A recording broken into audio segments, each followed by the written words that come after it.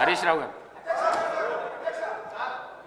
దయచేసి మీ ద్వారా కోర్స్ మీరు కూడా 2 సార్లు నేమ్ చేసిండ్రు. ఒక మంత్రిని స్పీకర్ గారు నేమ్ చేసే పరిస్థితి వచ్చిందంటేనే ఆ మంత్రి అవమానంగా ఫీల్ కావాలి. ఎందుకంటే ఎలియా మినిస్టర్ పోయి పక్కన కూర్చొని అంగిబట్టి గుంజినా కూర్చుంటలేడు ఆయన పరిస్థితి అది. అయితే విషయం ఏంటంటే ఆయన ఇందాక ఎలియా మినిస్టర్ గారు డైరెక్ట్గా ఎవరి మీద ఆరోపణలు చేయొద్దని రూల్ బుక్ తెచ్చి చూపించాడు. ఇప్పుడు మంత్రి గారు లేచి కాళేశ్వరం కమిషను హరీష్ రావు అని చెప్పి మరి నా మీద ఆరోపణలు చేసిండు కదా. శుద్ధులు నాకే చెప్పడం కాదు, శుద్ధులు అందరికీ చెప్పడం కూడా శ్రీధర్ బాబు గారు నేర్చుకోవాలి. ఇప్పుడు ఆ విషయం కూడా మంత్రి గారు నా మీద చేసిన ఆరోపణల మీద చర్చ పెట్టండి, ఆన్సర్ ఇస్తా.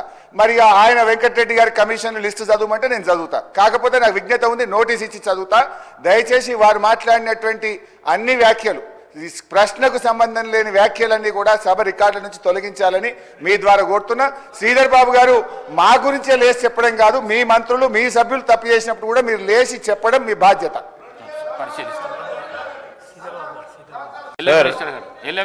సభా సాంప్రదాయాలకు సంబంధించి రూల్స్ ప్రొసీజర్కి సంబంధించిన అంశం విషయంలో మేము వారికి కూడా తెలియజేస్తామని అధ్యక్ష, ఎవరైనా రూల్స్కి కానీ ప్రొసీజర్స్ కానీ కన్వెన్షన్స్ కానీ విరుద్ధంగా పోతే తప్పకుండా మీరు వారిపైన చర్య తీసుకునే అధికారం ఉంది. ఎవరు అయినా కూడా అస్పర్షన్ చేసినా తప్పకుండా రికార్డులను తొలగించండి అధ్యక్ష.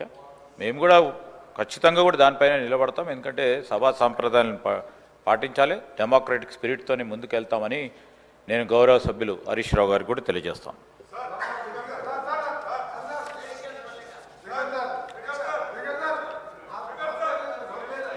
సమయం 11 అయ్యింది.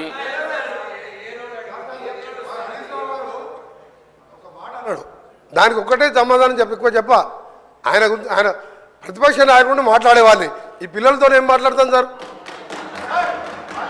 ఈ పిల్లలతో మేమే మాట్లాడు సార్. నేను ఒకటే సార్ ఆయన ఒక మాట అన్నాడు, కాళేశ్వరం కమిషన్ హరీష్ రావు అని ఒప్పుకుంటున్నా.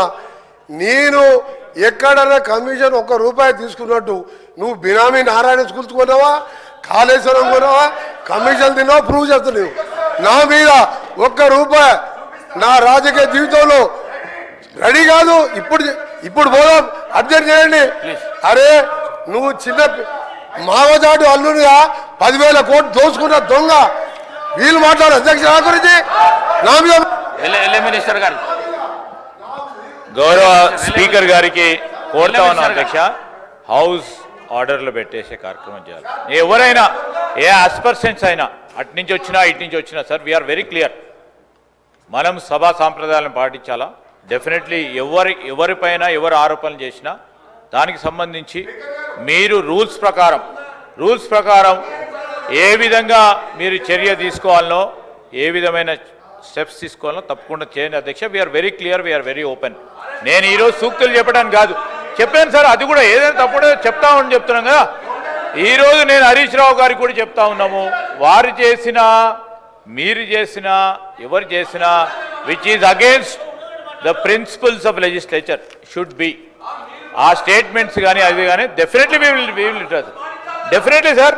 నేను కాదంటే నేను చెప్తా ఉన్నాం కదా, వీఆర్ నాట్.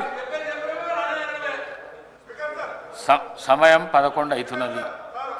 ప్రశ్నోత్తరాలలో రెండే క్వశ్చన్స్ అయినాయి. ప్రశ్నకు పరిమితమై ప్రశ్న అడిగితే జవాబుకు పరిమితమై చెప్తేనేమో 10 ప్రశ్నలకు సభ్యులకు న్యాయం చేసినట్లు అవుతుంది. ఈ విధంగా అయితే చేయలేము మేము. దయచేసి కోమటిరెడ్డి వెంకటరెడ్డి గారు మాట్లాడిన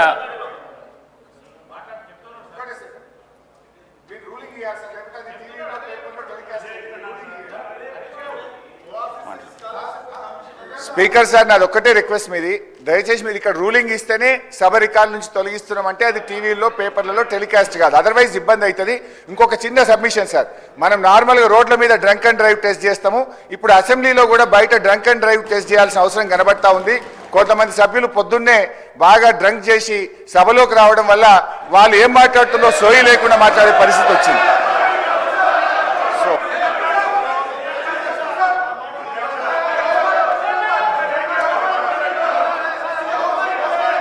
కూర్చో, నువ్వు కూర్చో. మంత్రి గారు గౌరవ పొంగులేటి శ్రీనివాసరెడ్డి గారు నువ్వు కూర్చో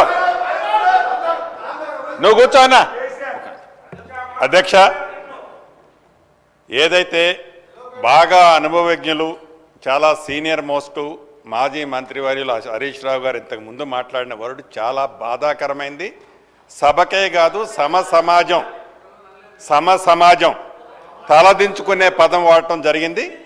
ఇది సభలో అంటే మీరు ఒక పక్క కౌంటర్ చేసుకుంటూ ఏదో ఒక సందర్భంలో మా గౌరవ ముఖ్యమంత్రి గారు ఏదో ఎవరిని కోడ్ చేయకుండా వాళ్ళు ఏది ఈ బాటిల్స్ అనే సబ్జెక్టు మాట్లాడిన దానికే మీరు గుంజుకున్న వ్యక్తిగతంగా వ్యక్తులని పాయింట్అవుట్ చేస్తూ అనుభవం ఉన్న మీరు ఏదైతే మీరు మాట్లాడారో ఇది చాలా అభ్యంతరకరమైన పదం.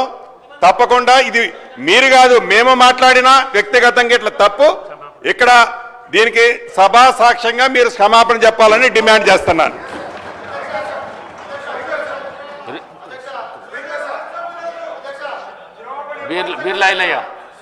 ఒక్క నిమిషం అధ్యక్ష, గౌరవ మాజీ మంత్రివర్యులు మాట్లాడింది మరి వాళ్ళు వాళ్ళ ప్రతిపక్ష నాయకుని ఉద్దేశించి మాట్లాడినట్టున్నారు. మరి ఆయన ప్రతిపక్ష నాయకు పాత్ర వహించక ఫామ్ హౌస్ లో దాగి పండుకుంటే వాళ్ళు మామ గుర్తొచ్చినట్టు మా గౌరవ మంత్రి మీద మాట్లాడడం దుర్మార్గం. మా గౌరవ మంత్రి గారు మంత్రి పదవికి త్యాగం చేసిన వ్యక్తి ఇవాళ మీ ప్రతిపక్ష నాయకుడు ఫామ్ హౌస్ లో పండుకుంటే సభను అవగాహనపరిచే విధంగా తాగబోతుంటున్నావు అంటే మీకున్న అలవాటు మాకున్నదని చెప్పి మీరు అంటున్నారు. ఇది తప్పు అధ్యక్ష. గతంలో చూడండి మీ మాజీ ముఖ్యమంత్రి హెలికాప్టర్ లో తాగి పడ్డ సంగతి తెలంగాణ ప్రజలు తెలియదా?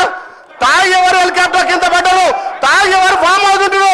మరి మీ ప్రతిపక్ష నాయకుడు ఇలా ప్రతిపక్ష హోదా నిర్వహించకుండా ఇక తాగి ఫామ్ హౌస్ లో పండుకుంటే మీరా మా మంత్రి గురించి మాట్లాడాలి, మీరా మా ప్రభుత్వం గురించి మాట్లాడాలి. గౌరవం కోమటిరెడ్డి వెంకటరెడ్డి గారు మంత్రి గారు మంత్రి పదవికి త్యాగం చేసిన వ్యక్తి, ఆయన గురించి మీరు మాట్లాడే నైతిక విలువలు మీకు లేవు అధ్యక్ష. మీ లెక్క మీ అగ్గిపెట్టి హరీష్ రావు లెక్క ఈ మాట్లాడడం దుర్మార్గం అధ్యక్ష. అది రికార్డుల నుంచి తప్పకుండా తొలగించాలి. మీ లెక్క కమిషన్లు ప్రతి దాంట్లో కమిషన్లు ఖచ్చితంగా అధ్యక్ష తెలంగాణ కోసం వాళ్ళు డ్రామాలు ఆడితే మంత్రి పదవికి త్యాగం చేస్తారు కోమటిరెడ్డి వెంకటరెడ్డి గారు. హరీష్ రావు గారు మాట్లాడిన మాటలు కానీ మరి గౌరవ సభ్యులు బీర్ల ఐలయ్య మాట్లాడిన మాటలు కానీ రెండొట్టున రికార్డుల నుంచి తొలగించడం అయింది. కోమటిరెడ్డి వెంకటరెడ్డి గారు మాట్లాడిన మాటలు కూడా పరిశీలిస్తూ